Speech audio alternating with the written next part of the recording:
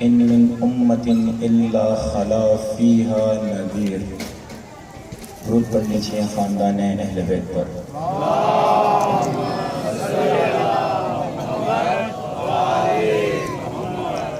سب سے پہلے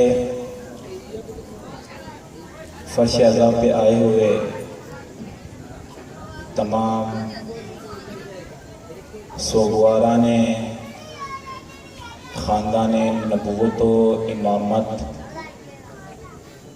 و خاندان ابا عبداللہ کے محضر نے وبالخصوص مقام معظم رہبری سید علی خامنائی کے محضر میں وبالاخص امید مستضعفین جہان و منجی بشریت و داعی حق حضرت حجت امام مہدی کی محضر میں ہدیہ تعزیت و تسلیت عرض کرتے ہیں۔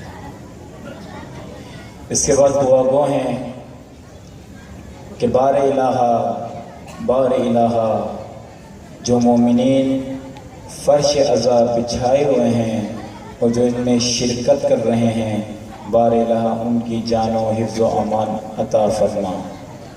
بار الہ ان کو ہر مشکلات سے دور فرما۔ بار الہ عالم اسلام کا بول بالا فرما۔ ان مومنین کی توفیقات خیر میں اضافے کے لیے ایک مرتبہ بآواز بلندتر صلوات۔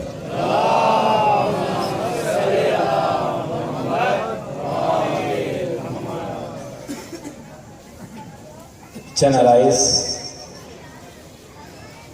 آپ کے محضر میں پیش کروں گا۔ حضرت حجت کے منتظرین کے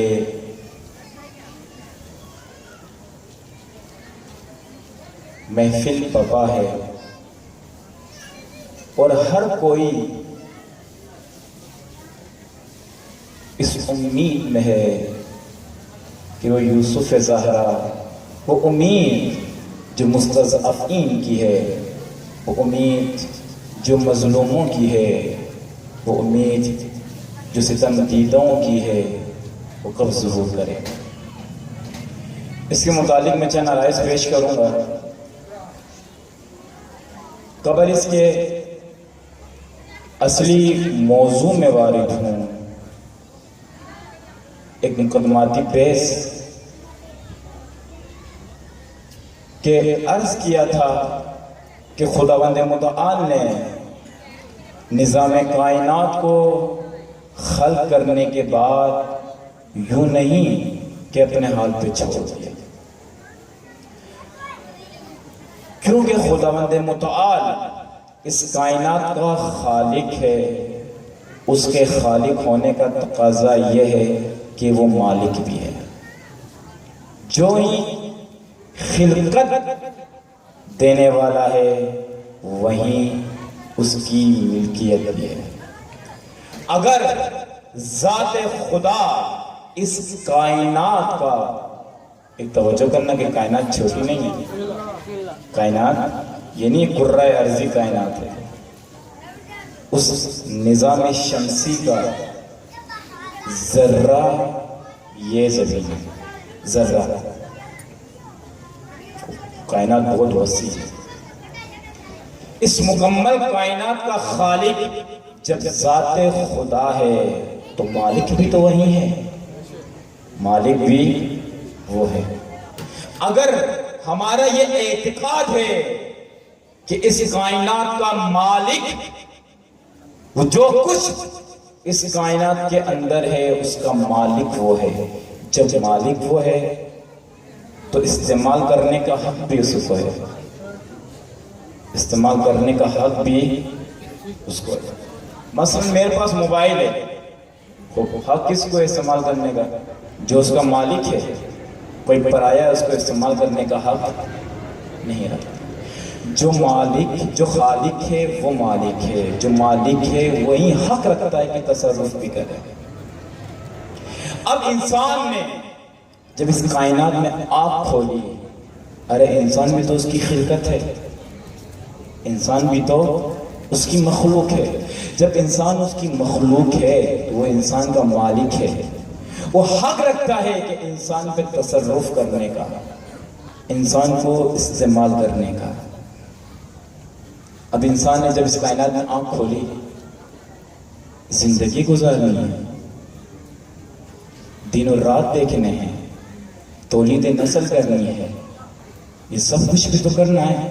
آخر انسان تقاضا ہے انسان کا کہ تولید نسل کرے، محبتیں بانٹیں، نفرتوں کو بھی بانٹے.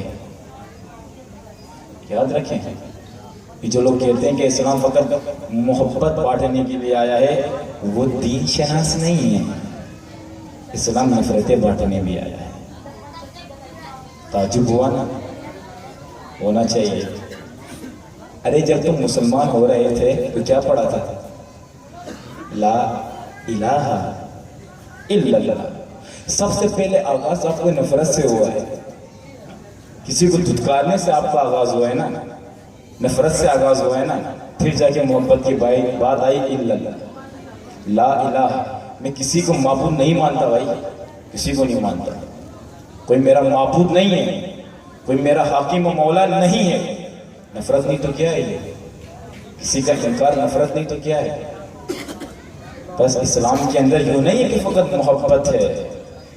اسلام ظالم کے سامنے کھڑا کرتا ہے کہ ظالم کو برا نہیں لگتا؟ لگتا ہے برا.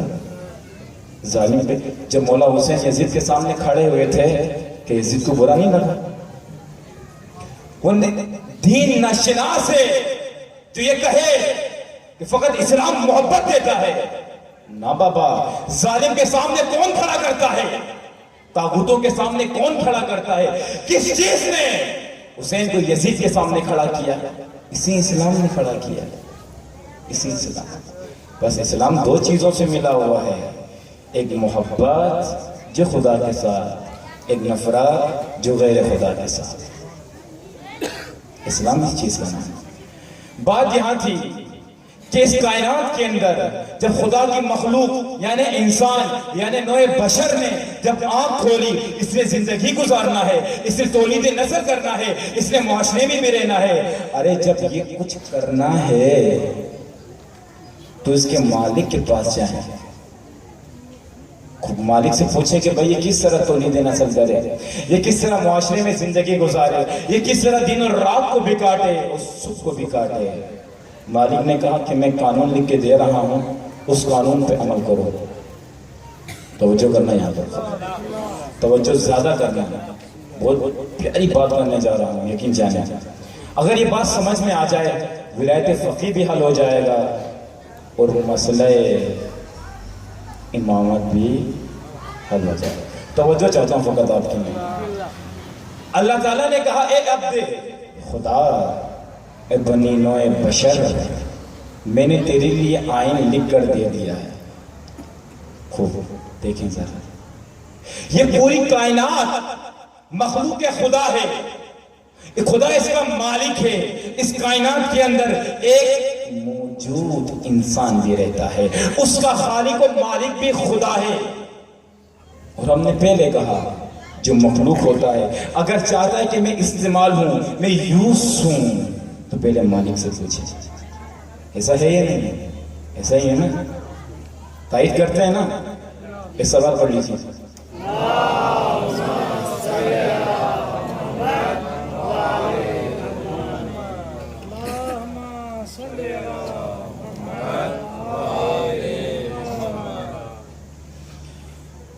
خدا نے انسان و غیر انسان کے لیے قانون لکھ کر دے دیا، لیکن فرق بھی ہے. اس مکمل نظام شمسی کو بھی قانون دیا گیا ہے، اس میں موجود ایک انسان اس کو بھی قانون دیا ہے، لیکن نظام شمسی میں جو قانون جاری ہے وہ جبری ہے. جبر اس نے کرنا ہے، دن میں دن ہونا ہے، رات میں رات ہونا ہے، پودے نے نکلنا ہے. یہ قانون جبری ہے، لیکن ایک قانون انسان کو دیا ہے، وہ قانون اختیاری ہے. لا اکراہ فی الدین، آئے غصے میں پڑھتے ہیں کہ دین میں جبر نہیں ہے. دین اختیار کرنے میں کوئی مجبور نہ کرے، جبر نہ کرے. یہ جو داعشی کو خنجر لے کے بیٹھ جاتے ہیں کہ تو کلمہ پڑھ ہمارے گروپ میں آ جا نا. قرآن صریح کہہ رہا ہے لا اکراہ فی الدین، اختیار دین میں کوئی جبر نہیں ہے، دین میں کوئی جبر نہیں ہے. اللہ تعالیٰ نے جب انسان کو قوانین دیے، آئین دیا، نظام دیا، سسٹم دیا، اب اگلا کام انسان کا ہے. انسان غیر انسان کی طرح نہیں ہے کہ خدا بھی اس کو مجبور عمل پیرا کروائے. انسان غیر انسان کی طرح نہیں ہے. خدا نے انسان کو ارادہ دیا ہے کہ اپنے اختیار کے ساتھ اس قانون کو اپنے اوپر لاگو کرے. یہ انسان کا اختیار کا حق خدا نے محفوظ رکھا ہے. اس قانون کے تحت خدا نے وحی کی شکل میں قانون دیا، اماموں کی شکل میں بھی قانون دیا. قانون دو طرح سے دیا. ایک ایسا قانون دیا جو الفاظ کے ذریعے تھا، ایک ایسا قانون دیا جو اس الفاظ کی تشریح کرنے والا ہو، مفسر ہو، جو آئین کو صحیح سے وضاحت کے ساتھ بیان کرنے والا ہو. وہ رسول ہیں، انبیاء ہیں، اور ان سے بڑھ کر رسول کے بعد آئمہ ہیں، جن کی ذمہ داری یہ ہے کہ اس آئین کو، اس نظام کو وضاحت کے ساتھ، روشن کے ساتھ پیش کریں تاکہ لوگ سمجھیں، فہم کریں دین کا. توجہ کرنا. پہلے کہا کہ انسان کو اختیار ہے کہ دین پہ عمل پیرا ہو یا نہ ہو، اور یہاں سے انبیاء کا کام یہ ہے، ائمہ کا کام یہ ہے، رسول کا کام یہ ہے کہ دین کو کھول کر لوگوں کے سامنے پیش کریں. اب لوگوں کو حق ہے کہ اختیار کریں یا نہ کریں. یہ میدان کربلا دراصل حسین نے تفسیر دین کیا ہے. یہ کربلا تفسیر دین ہے. حسین نے اپنی امامت کا جلوہ دکھایا میدان کربلا میں. 72 تن لے کے جو میدان کربلا میں آئے، یہ امامت کا جلوہ تھا. امامت سکھائی. یا ایھا الناس، ذرا دیکھ لیجئے امام کسے کہتے ہیں، امامت کسے کہتے ہیں. امام وہ ہوتا ہے جو امت کے لے کر میدان جنگ میں، میدان معرکہ میں حاضر ہو جائے. امام وہ نہیں ہوتا جو اعلان کرے کہ میں راشن پانی روٹی کپڑا مکان دوں گا. امام وہ ہوتا ہے جو ہدایت کا چراغ، کشتی نجات ہوتا ہے. یہ امام ہے. اور ایک غلط تصور یقین جانے ہے، جس نے دین فہمی میں، امامت فہمی میں بہت نقصان پہنچایا ہے، ہر درجہ نقصان پہنچایا ہے. اس سے بڑا نقصان دین کے اوپر نہیں آیا. وہ تصور کیا ہے؟ ایک عام لوگوں کا تصور یہ ہے کہ امام فقط اور فقط آخرت میں کام آتا ہے. جب بندہ مرے گا، ایک گناہگار جس نے گناہ کی کوئی سرحد نہیں چھوڑی، ہر سرحد گناہ کی پار کی ہیں، جس نے تو گناہوں کے انبار لگائے ہیں، ظلم و ستم کے جس نے پہاڑ توڑے ہیں. یہ میں کوئی حاکم کی بات نہیں کر رہا، میں عام لوگوں کی بات کر رہا ہوں. خود ٹٹولیں اپنے آپ کو، سانچیں اپنے آپ کو، دیکھیں، پرکھیں اپنی غلیبان میں جا کے کتنا گناہگار ہوں میں، کتنا خطا کار ہوں میں. ہر برائی میں نے کی ہے، ہر معصیت خدا میں نے کی ہے، ہر وہ کام کیا ہے جس سے ائمہ نے منع کیا ہے. سب سے بڑی بات جو ایک غیر شیعوں پہ حملے کرنے کے نماز نہیں پڑھتے، یہ نماز ہی نہیں پڑھتے. ان کے بقول یہ کہ ہماری نماز ہی ماتم ہے. انہوں نے اعتراض کہتے ہیں کہ شیعوں کی نماز نہیں ہے، ان کا ماتم ہی نماز ہے. خوبی کس نے کی ہے؟ ہم لوگوں نے کیا. یہ ہم لوگوں نے پیش کیا. اسی طرح ہمارے ذہن میں امامت کا تصور بالکل الٹا ہے. جو دین نے بیان کیا اس کو الٹ کر کے ہم نے اپنے ذہن میں تصور امام بھی رکھا ہے، امامت بھی رکھا ہے۔ خوب توجہ کرنا، اپنے ذہن کو کھنگالنا کہ ہم امام کسے کہتے ہیں، امامت کسے کہتے ہیں۔ میرا امام وہ ہے جو دنیا میں کام نہ آئے بلکہ آخرت میں کام آئے۔ جب یہ گناہگار مرے تو قبر پر آ کر اور پکڑ کر ڈائریکٹ جنت لے کر جائے۔ جو فرشتے آ رہے ہوں پتھر اٹھا کے مارے قبر پر، اے یہاں سے باز بھی میرا شیعہ ہے، اگرچہ گناہگار ہے، وہ کسی نے نماز نہیں پڑھی، روزہ نہیں رکھا، حج نہیں کیا، ظالم کو ظالم نہیں کہا، باطل کو باطل نہیں کہا، لیکن پھر بھی تو میرا شیعہ ہے۔ ہمارے ذہن میں امام و تصور یہ ہے، ہمارے ذہن میں امام یہ ہے کہ فقط اور فقط قبر میں کام آئے نہ۔ قرآن کی آیت ہے، اللہ فرماتا ہے اے ابراہیم میں تجھے زمین کا امام بنا رہا ہوں۔ ارے امام زمین کے لیے ہے، اس دنیا کے لیے ہے، آخرت میں بعد میں کام آئے گا۔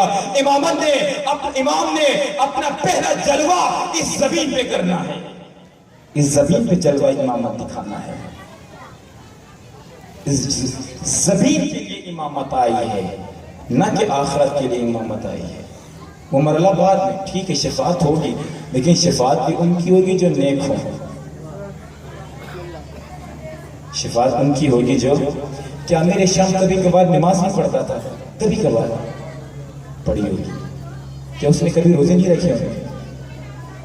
رکھے ہوں گے۔ وہ تو کاتب وحی بھی تھا، وہ صائم بھی تھا، وہ صاحب مصلی بھی تھا، بعد میں تبدیل ہو گیا وہ الگ بات، لیکن صدر اسلام میں تو تھا نہیں تھا۔ جب مولا امیر المؤمنین گوارا نہیں کرتے کہ اس ملعون کے ساتھ میں بیٹھوں، ارے جس نے نہ نماز کی شکل دیکھی ہو نہ روزے رکھے ہوں، اس کے ساتھ کیسے بیٹھیں گے قبر کے اندر؟ جس نے نہ مسجد کا رخ کیا ہو، جس نے روزے رکھے ہوں، اس کے ساتھ کیسے بیٹھے امیر المومنین؟ کہ جو امیر شام کے ساتھ نہیں بیٹھتے تھے، جو کاتب وحی بھی تھا، صائم بھی تھا، جب اس باطل کے ساتھ مولا نہیں بیٹھ سکتے، اس گناہگار کے ساتھ لحظ میں کیا بیٹھیں گے؟ عزیزار اگر چاہتے ہو کہ مولا شفاعت کریں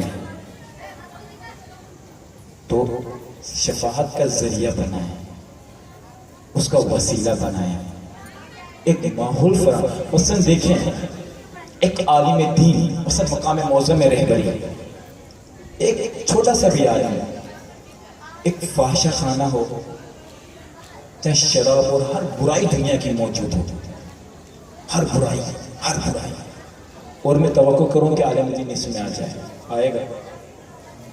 نہیں آئے گا۔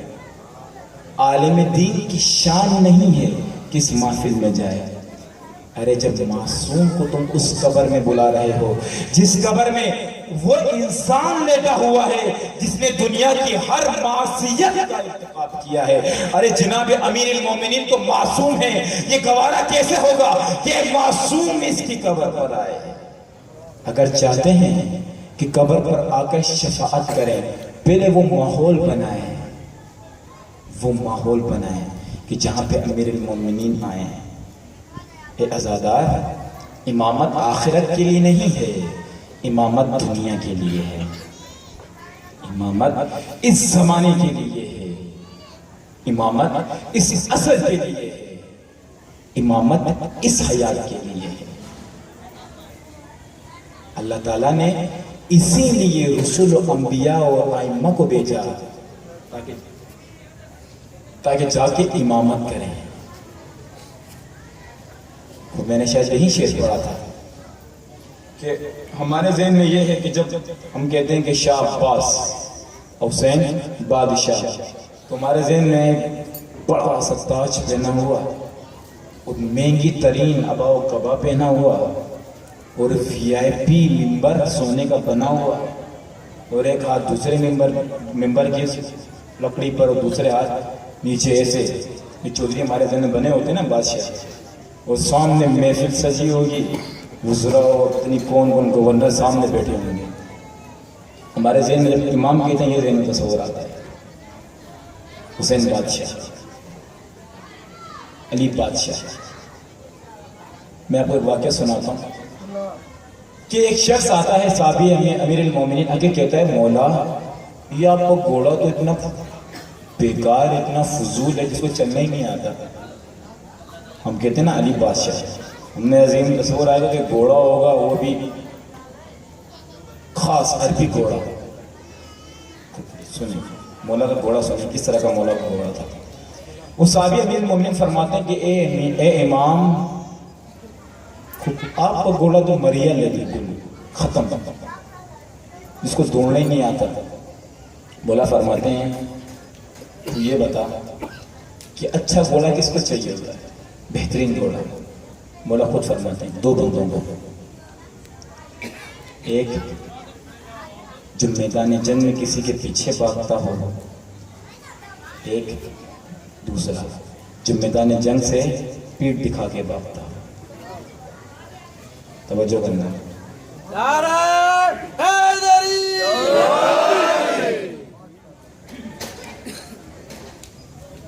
بابا بلندر سلوات.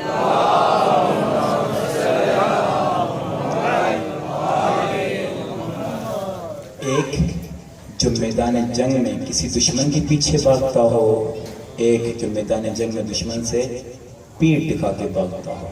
علی تو نہ میدان جنگ میں دشمن کے پیچھے بھاگتا ہے نہ دشمن سے بھاگتا ہے. علی کو فقط ایسا سوار چاہیے, ایسی سواری چاہیے جو میدان تک پہنچا دے, بس اس سے بڑھ کر نہیں چاہیے. دیکھیں علی کا گھوڑا یہ ہے جو بڑی مشکل سے میدان جنگ میں پہنچاتا ہے جناب. اور ہمارا تصور کیا ہے علی کے بارے میں کہ دنیا کا سب سے تیز ترین بھاگنے والا گھوڑا علی کے پاس ہوگا. ارے سنیں علی کی گھوڑا سنیں. شاید جنگ صفین میں جا رہے تھے, آگے چپل پڑ گئی مولا کی. ابن عباس بھی ساتھ تھے. کہتے ہیں ابن عباس کی چپل کی کتنی قیمت ہوگی. ابن عباس کو شرم آ گئی, چپل دیکھ کے شرم آ گئی. اتنی بری حالت چپل کی, جگہ جگہ سے پیون لگے ہوئے, جگہ جگہ سے پھٹی ہوئی. ابن عباس کہتے ہیں کہ مولا اگر برا نہ مانو تو کوئی خریدے گا بھی نہیں. چپل کی حالت ایسی ہے. ہمارا امام کیسا ہے جس کے پاس سونے کی چپل, سونے کا تاج اور محل بنا ہوا سونے کا. یہ ہماری امام کا تصور. اب دیکھیں اپنے امام کو, پڑھیں تاریخ کے اندر چپل کی اتنی بری حالت. ابن عباس کہتے ہیں خدا کی قسم سے مولا نے یہ پوچھا کہ ابن عباس کی اس سے کتنی قیمت ہوگی. ابن عباس کہتے ہیں مجھے شرم آ گئی کہ میں کیا کہوں مولا کو. ابن عباس کہتے ہیں کہ امیر المومنین اس کو کوئی خریدے گا بھی نہیں. مولا فرماتے ہیں عباس, ابن عباس تمہاری حکومت سے زیادہ قیمتی میری چپل ہے. وہ چپل جس کو ابن عباس کہہ رہے تھے یا امیر المومنین اس کو کوئی غریب بھی نہیں خریدے گا. مولا فرماتے ہیں اے ابن عباس تمہاری حکومت سے زیادہ مہنگی میری چپل ہے. مجھے چپل عزیز ہے تمہاری حکومت سے. دیکھیں مولا کی چپل, دیکھیں کیسی چپل ہے.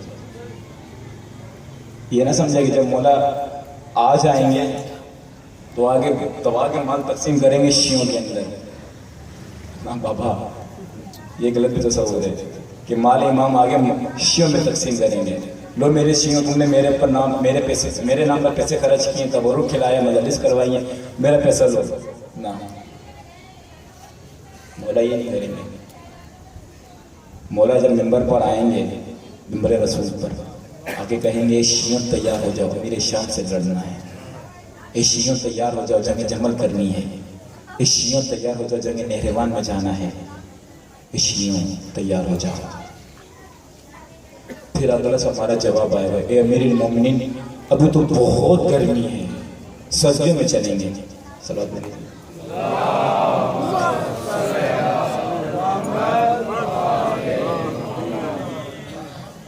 ہم کہیں گے اے امیر المومنین ابھی تو بہت گرمی ہے, سردیوں میں چلیں گے. مولا فرماتے چلو ٹھیک ہے سردیوں میں دیکھتے ہیں. جب سردی آئیں گے تو مولا کہیں گے اب چلو نا. ہم کہیں گے یا مولا بھی تو بہت سردی گرمی میں چلیں گے. یہ خطبے ہیں, پڑھے ہیں نجم البلاغہ, پڑھے ہیں علی کی مظلومیت, پڑھے نجم البلاغہ کے اندر. مولا کیا فرماتے ہیں؟ اے میری سپاہ، نام نہاد سپاہ، تم نے میرے سینے میں پیپ بھر دیا ہے، تم نے علی کو نکارا کر دیا ہے، نکارا۔ اچھا، علی نکارا، توجہ کرنا ہے جملہ، اگر سمجھنا تو ساتھ چلنا۔ اسی نے جو بلاغہ میں فرماتے ہیں کہ تم لوگوں نے مجھے بدنام کیا۔ آج یہ مخالفین کہتے ہیں کہ علی تو بڑا شجاع ہے، بہت شجاع ہے، جس نے خیبر پہ فتح کیا، جس نے احد میں جلوے بھی دکھائے، جس نے بدر میں تجلی بھی کی، لیکن کب جنگ کرنی ہوتی ہے اس کو پتہ نہیں ہے۔ دیکھیں، یا ایھا المسلمون، یا ایھا الشیعہ، امیر المومنین کو کیا کہا جا رہا ہے؟ امیر المومنین کو یہ تو کہہ رہے ہیں کہ شجاع ہے، لیکن اس کے پاس،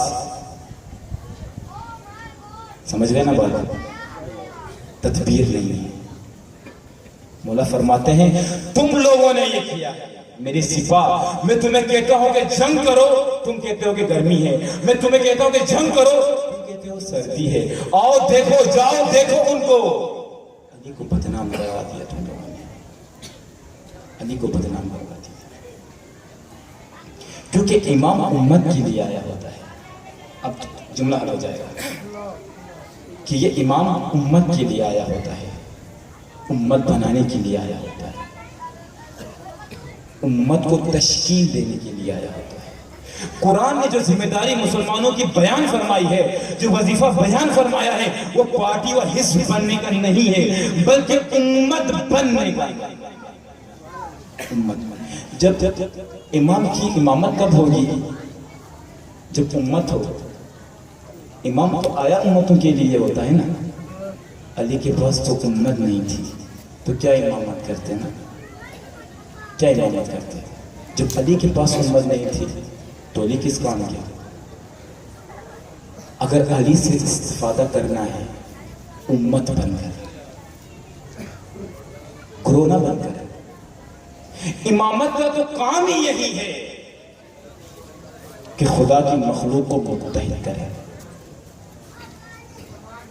امامت کا تو کام ہی یہی ہے کہ معاشرے پہ حکومت کرے، حق کی حکومت۔ میں نے پہلے کہا، اگر آپ کو تمہید یاد ہو، تمہید یاد ہے نا کہ ہم مخلوق خدا، وہ ہمارا جو خالق ہے وہی مالک ہے، اور جو مالک ہوتا ہے اسی کو حق ہوتا ہے کہ یہ میری مخلوق کیا کام کرے۔ کہا نا، یاد ہے نہیں؟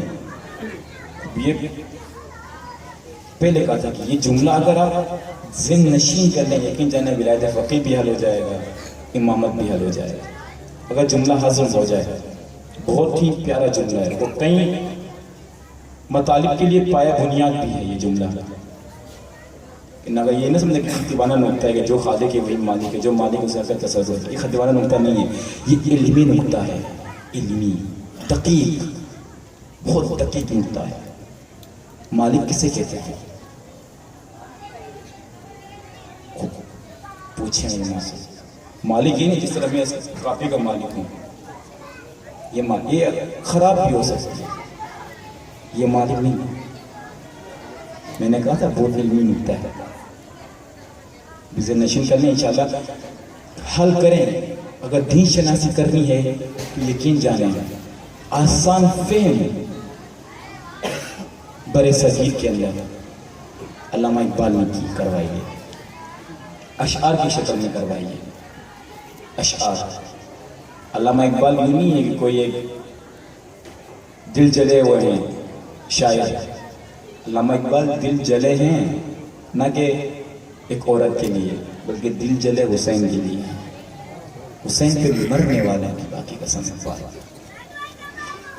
تو بار کے اگر دین پڑھنا ہے تو اقبال کو پڑھیں، اگر اقبال کی تشریح پڑھنی ہے، کلیات اقبال کی تشریح پڑھنی ہے، مشرب ناب میں آتا ہے اسرار خودی، اقبالیت اگر پڑھنی ہے مشرب ناب، استاد محترم کا مجلہ ہے، اس کو پڑھیں۔ لیکن جانے آپ آرام سے دین شناس بن سکتے ہیں، لیکن جب اپنے زمانے کے حالات سے بھی آگاہ ہو جائیں گے اور آپ نے کیا کرنا اس سے بھی آگاہ ہو جائیں گے اور دین کیا اس سے بھی آگاہ ہو جائیں گے. یہ خیال نہ کرنا کہ میں ممبر رسول پہ بیٹھ کے اس کی پرچار کر رہا ہوں. لیکن جانے واللہ ایک درد بیان کر رہا ہوں خدا کی قسم. ممبر رسول کو میں ٹول کے طور پر یوز نہیں کر رہا کہ تاکہ اسے مشہور نام فروخت ہو. نہ، جس کے ذہن میں یہ خطور ہے خدا اس کو ہدایت دے. پڑھے اس کو یقین جانے میں. اگرچہ ایک دفعہ پڑھنے میں سمجھ میں نہیں آئے گا لیکن بار بار پڑھیں تکرارن پڑھیں تو حل ہو جاتا ہے. لہٰذا یہ امامت دنیا میں کی دنیا کے لیے آئی ہے، آخرت کے لیے نہیں آئی. اگر چاہتے ہیں اے صاحبان آزاد کہ امام حجت ظہور کریں تو ایک وظیفہ بنتا ہے. ایک انجمن حجتیہ ہے جن کا عجیب و غریب ہے چل رہا ہے. عجیب و غریب، آپ خود توجہ کرنا، آپ خود کہیں گے یہ لوگ عجیب غریب لوگ ہیں. ان کا نظریہ یہ ہے کہ دنیا میں دبا کے فساد پھیلاؤ، خوب گمراہیاں پھیلاؤ، خوب ظلم و ستم کو عام کرو، ظالم کو مرنے دو، ظالم کو مارنے دو، مقتول کو قتل ہونے دو، قاتل کو قتل کرنے دو. جو کچھ ہو رہا ہے آپ کچھ نہ بولو، آپ چپ سے بیٹھو. بھائی کیوں؟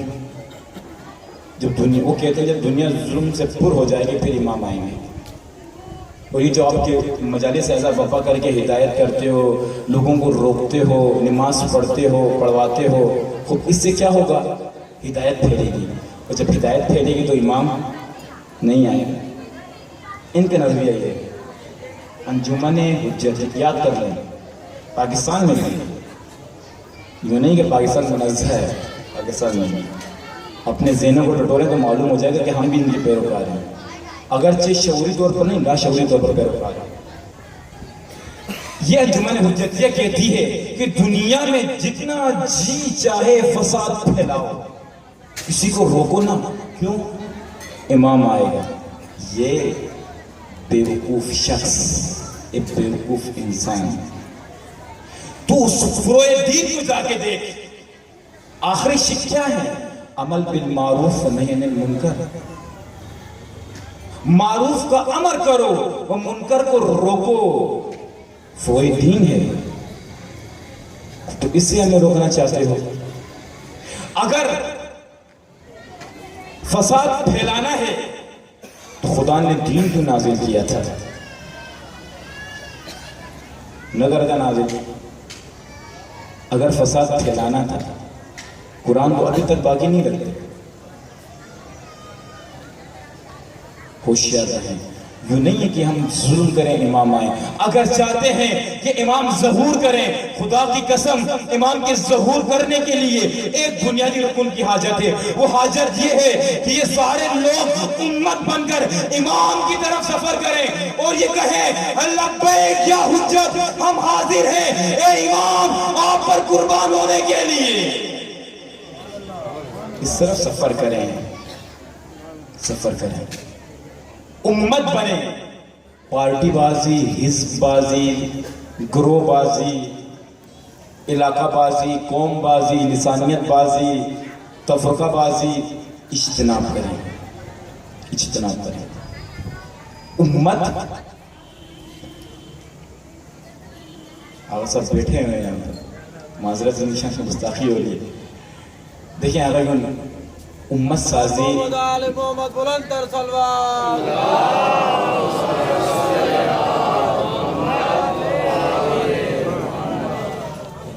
اگر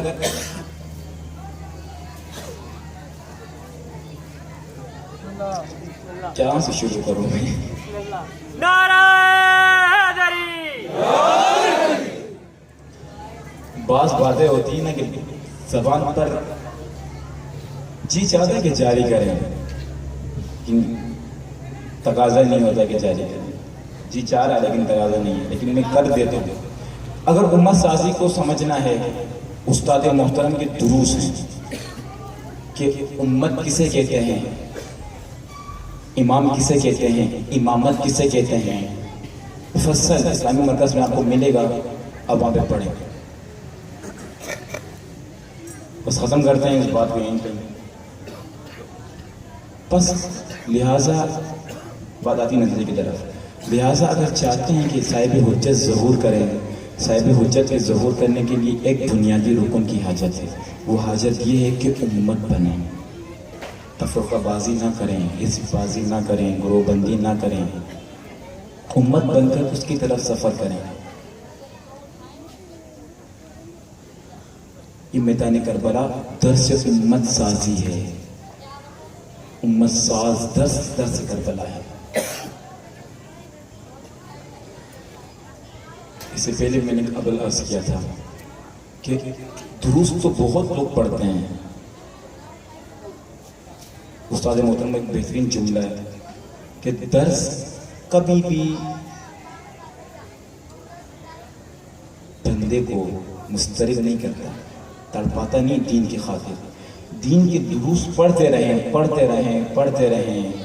دین پہ کبھی آپ مسترب نہیں ہوں گے، دین کے اوپر کبھی آپ غم و گریہ نہیں کریں گے. جب درس کے ساتھ ساتھ درد بھی پڑھیں تو پھر دین پر مسترب ہوں گے. ایک شخص جو رسول عہد نبوت میں، آغاز نبوت رسول خدا میں، ابو ذر غفاری آتا ہے، آ کے جناب عرض کرتا ہے کہ یا رسول یا محمد، میں نے سنا ہے کہ تو نیا دین لے کر آیا ہے، ذرا بتا تیرا دین کیا ہے. دیکھ محمد، میرے پاس بہت کم ٹائم ہے، میں اپنی بکریاں چھوڑ کر آیا ہوں، 2 جملوں میں ہو سکے دین بیان کر میں چلا جا رہا ہوں. محمد نے کہا گزر تیری میں سمجھتا ہوں کیا مشکل ہے. اسی وقت رسول خدا نے کہا فَمَن يَعْمَلْ مِثْقَالَ ذَرَّةٍ خَيْرًا يَرَهُ فَمَن يَعْمَلْ مِثْقَالَ ذَرَّةٍ شَرًّا يَرَهُ. کہ وہ خدا ذرہ برابر خیر کیا ہے تو اس کا بھی حساب لے گا. وہ خدا اگر ذرہ برابر شر بھی برائی بھی کیا اس کا بھی حساب کتاب لے گا.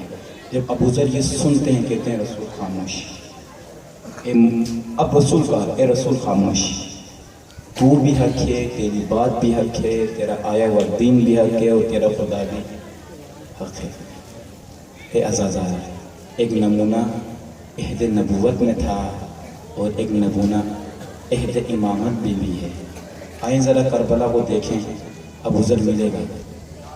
جب وہاب قلبی کون تھا؟ یہ کون تھا؟ عیسائی تھا، مسلمان نہیں تھا، علی کا شیعہ نہیں تھا، حسن حسین کا شیعہ نہیں تھا. لیکن جب حسین سے ملاقات ہوئی تو کہا حسین تو بھی سچ ہے، تیرا نبی بھی سچ ہے، تیرا بابا علی امام بھی سچ ہے، تیرا خدا بھی سچ ہے. 3 تھے یہ لوگ، ایک ماں، زوجہ اور وہاب ابن قلبی. میدان جنگ میں جب جاتا ہے یہ جوان، دیکھیں ماں بھی عیسائی تھی، اب یہ بھی تازہ کچھ ہی گھنٹے ہوئے تھے مسلمان ہوئے. دیکھیں جو لوگ بچپن سے دین پڑھتے ہوئے آ رہے تھے مرنے تک، ان کا حولیہ دیکھیں، وہ کوفے میں رہے، شام میں رہے، بصرہ میں رہے. لیکن جو ابھی تازہ نوخیز دین پڑھا، دین کچھ دیکھا، اس کی ماں، اس کا کردار، اس کی زوجہ کا کردار دیکھیں. جب یہ شہید ہو جاتا ہے وہاب ابن قلبی، آگے عمر سعد کہتا ہے کہ اپنی لائی فوج کو کہ جا کے اس کا سر اس کی ماں کی گود پہ دے مارو اور کہو کہ جو بھی آئے گا اس کا حال یہ ہوگا. میرا سلام وہاب قلبی تیری ماں پر، میرا سلام وہاب قلبی تیری ماں کی شجاعت پر، میرا سلام وہاب قلبی تیری زوجہ پر. جب یہ کٹا ہوا سر وہاب قلبی کی ماں کے سامنے آتا ہے نا، آزادہ گریہ نہیں کرتی، اہو بکا نہیں کرتی، واویلا نہیں کرتی، سر پر خاک نہیں ڈالتی. کیا کرتی ہے؟ سر دوبارہ اٹھاتی ہے، وہ تیزی کے ساتھ اس صحرا کو کراس کر کے عمر سعد کے سامنے پہنچ کر کہتی ہے، پھینک کر ڈائریکٹ اس کے منہ پہ مارتی ہے اور کہتی ہے کہ لئین جو حسین کی راہ میں دیا جاتا ہے واپس نہیں لیا جاتا، جو حسین کی راہ میں دیا جاتا ہے واپس نہیں. جی میرا سلام حسین تجھ پر بھی، میرا سلام وہاب قلبی کی ماں پر بھی، میرا سلام حسین تجھ پر بھی. ایک ننھا سا علی، جسے علی اصغر کہتے ہیں، حسین نے خدا کی راہ میں دیا، واپس پلٹ کر خیمے میں لے کر نہیں آیا سزا، وہی ننھی سی قبر کھود کے دفنا دیا۔ ایک اور علی حسین نے خدا کی راہ میں دیا، علی اکبر، جوان بیٹا، کڑیل بیٹا، جب بابا کے پاس آ کے کہتا ہے بابا مجھے اذن شہادت دیجیے، بوڑھا باپ ہے، تصور کریں، بوڑھا باپ ہے، جوان بیٹا ہے، آخر مرنے کی اجازت بوڑھے باپ سے مانگ رہا ہے۔ اکبر تو بھی صاحب اولاد ہوتا، کاش تو معلوم ہو جاتا۔ مولا کہتے ہیں اے میرے لخت جگر، میں اسی بات کا منتظر تھا کہ کب تو بابا کے پاس آ کر اذن جہاد مانگتا ہے۔ اے اکبر ذرا جا اپنی پھپھی کے خیمے کے پاس جا کے الوداع کہہ کے آ جا، کیونکہ تجھے پھپھی نے پالا ہے۔ علی اکبر آتے ہیں زینب کے خیمے میں، آگے کھڑے ہوتے ہیں، فقط کھڑے ہوتے ہیں۔ ازادار جناب زینب دیکھ کے پہچان لیتی ہیں، اکبر لگتا ہے اذن شہادت مل گیا ہے، مسکرا رہے ہو۔ اکبر کہتے ہیں ہاں پھپھی اماں، اذن جہاد مل گیا، یہ سننا تھا۔ خیمے میں کوہرام مچ جاتا ہے، ارے کوئی بی بی علی اکبر کا ماتھا چوم رہی ہوتی ہے، کوئی ہاتھ چوم رہی ہوتی ہے، کوئی گلا چوم رہی ہوتی ہے۔ جب یہ الوداع کہہ کر علی اکبر باہر آتے ہیں، المختصر علی اکبر باہر آتے ہیں، کہتے ہیں بابا میں نے پھپھی اماں کو الوداع کہہ دیا، اب مجھے روانہ کرے مقتل کی طرف۔ ارے میرا سلام بوڑھے باپ پر۔ جوان بیٹے کو تیار کرتا ہے، تیار کرنے کے بعد میدان جنگ میں بھیجتا ہے۔ جب میدان جنگ میں علی اکبر جاتا ہے، شجاعت علوی دکھاتا ہے، کردار علوی دکھاتا ہے، ان کو خیبر بھی یاد دلاتا ہے، صفین بھی یاد دلاتا ہے۔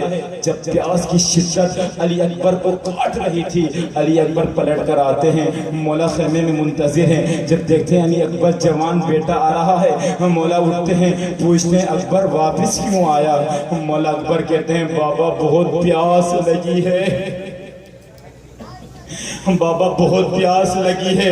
آزادہ توجہ کرنا، کہتے ہیں اکبر بابا بہت پیاس لگی ہے، اگر ہو سکے 2 گھونٹ پانی کا پلا دینا۔ ارے میرا سلام اس بوڑھے باپ پر، علی اکبر جوان بیٹا ہے، بوڑھے باپ سے آخری چیز مانگ رہا ہے، 2 گھونٹ پانی کے مانگ رہا ہے۔ مولا حسین اوپر دیکھ کر کہتے ہیں ارے خدایا یہ کیسا عالم ہے، ایک جوان بیٹا بوڑھے باپ سے آخری فرمائش پانی کی کر رہا ہے۔